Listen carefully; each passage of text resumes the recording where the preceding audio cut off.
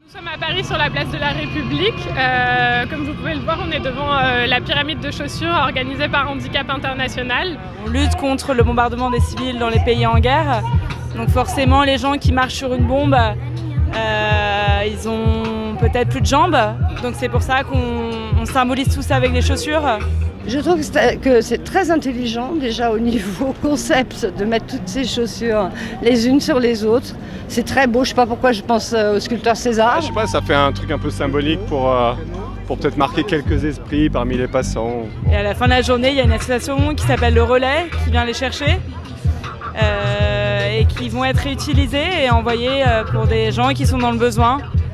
Donc c'est une manière aujourd'hui pour que les gens participent à ça et viennent donner leurs chaussures. Parce que c'est un événement qui est souvent là et j'y ai jamais participé. Et du coup, je trouve en plus c'est pour une bonne cause, donc pourquoi pas. Je participe aux pyramides depuis plusieurs années, donc c'est un peu là, maintenant une sorte de routine.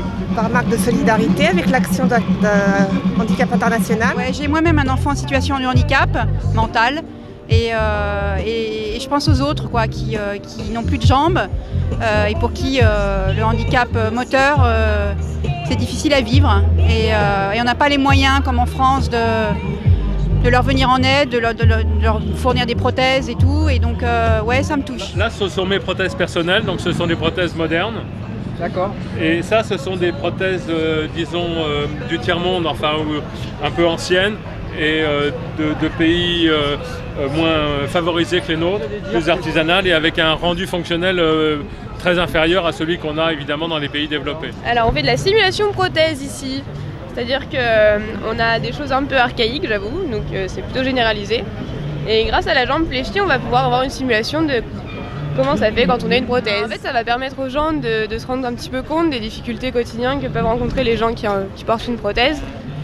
Et aussi voir plus ou moins les sensations que ça peut procurer, etc. En fait, on prend plus conscience du quotidien.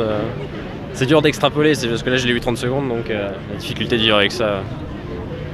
Ça fait 22 ans que Handicap International organise ces pyramides de chaussures pour sensibiliser le public et on a eu de grands succès par le passé grâce à ça, à la sensibilisation du public, à la signature de pétitions, dont l'interdiction des mines antipersonnelles et des armes à soumission.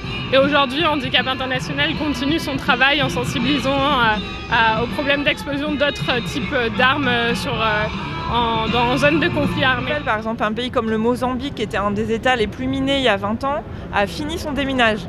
Donc vraiment, il n'y a plus de danger, de nouvelles victimes. Donc il y a des bonnes nouvelles, mais c'est vrai que d'un autre côté, il y a des pays où ça repart. Et là, on assiste à ça impuissant. C'est un travail de longue haleine et nous sommes déterminés à continuer.